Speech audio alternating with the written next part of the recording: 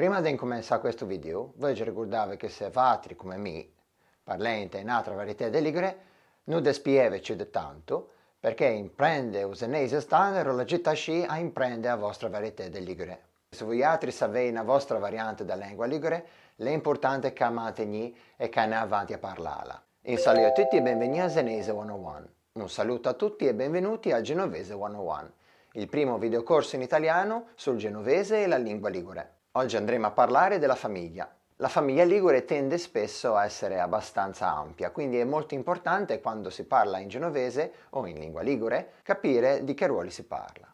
Il nucleo di base della famiglia genovese è composto da Upuè, il padre, Amuè, la madre, Ufigiu, il figlio, a figlia, la figlia.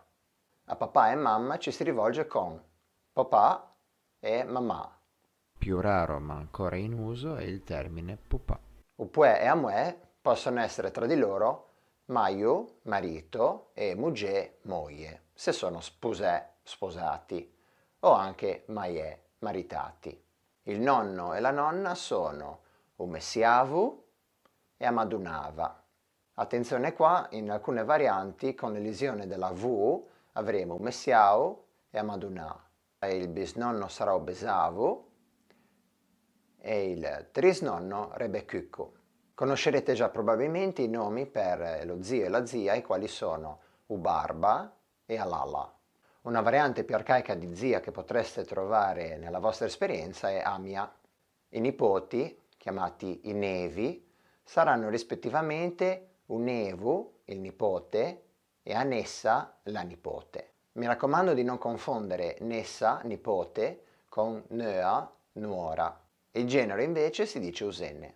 Fratello e sorella si dice rispettivamente Ufre e Assè.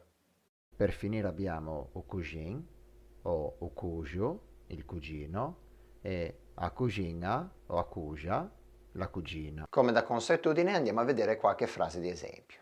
Ufeipo è figlio solo, Filippo è figlio unico. Ricordiamo ancora una volta che i nomi propri in genovese hanno l'articolo accordato al genere che li precede. Te senti di Paolo o la maior figlia do sindaco?